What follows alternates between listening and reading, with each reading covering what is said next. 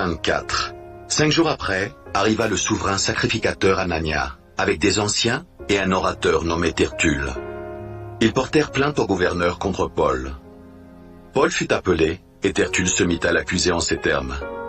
Très excellent Félix, tu nous fais jouir d'une paix profonde, et cette nation a obtenu de salutaires réformes par tes soins prévoyants. C'est ce que nous reconnaissons en tout et partout avec une entière gratitude.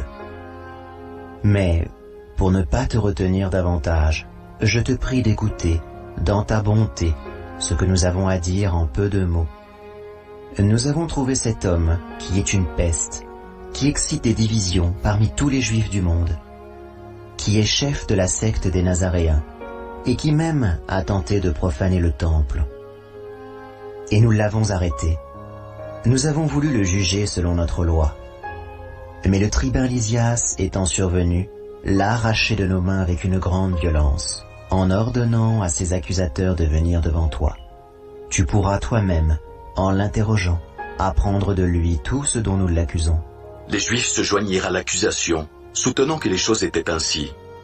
Après que le gouverneur lui eut fait signe de parler, Paul répondit. Sachant que depuis plusieurs années, tu es juge de cette nation, c'est avec confiance que je prends la parole pour défendre ma cause.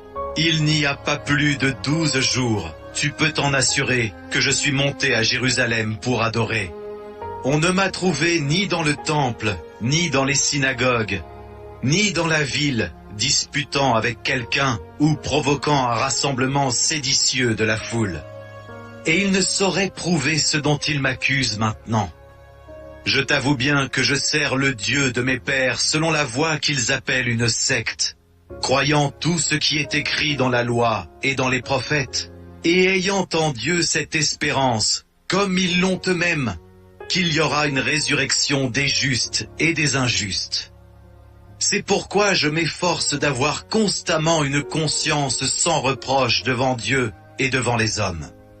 Après une absence de plusieurs années, je suis venu pour faire des aumônes à ma nation et pour présenter des offrandes. C'est alors que quelques Juifs d'Asie m'ont trouvé purifié dans le temple, sans attroupement ni tumulte. C'était à eux de paraître en ta présence et de se porter accusateurs, s'ils avaient quelque chose contre moi. Ou bien que ceux-ci déclarent de quel crime ils m'ont trouvé coupable, lorsque j'ai comparu devant le Sanhédrin, à moins que ce ne soit uniquement de ce cri que j'ai fait entendre au milieu d'eux.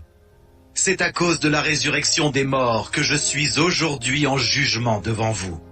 Félix, qui savait assez exactement ce qui concernait cette doctrine, les ajourna en disant « Quand le tribun Lysias sera venu, j'examinerai votre affaire. » Et il donna l'ordre au centenier de garder Paul, en lui laissant une certaine liberté et en n'empêchant aucun des siens de lui rendre des services. Quelques jours après, Félix vint avec Drusis, sa femme qui était juive, et il fit appeler Paul. Il l'entendit sur la foi en Christ. Mais comme Paul discourait sur la justice, sur la tempérance et sur le jugement à venir, Félix effrayé dit « Pour le moment, retire-toi. Quand j'en trouverai l'occasion, je te rappellerai. » Il espérait en même temps que Paul lui donnerait de l'argent. Aussi l'envoyait-il chercher assez fréquemment pour s'entretenir avec lui. 2 ans s'écoulèrent ainsi, et Félix eut pour successeur Porcius Festus. Dans le désir de plaire aux Juifs, Félix laissa Paul en prison.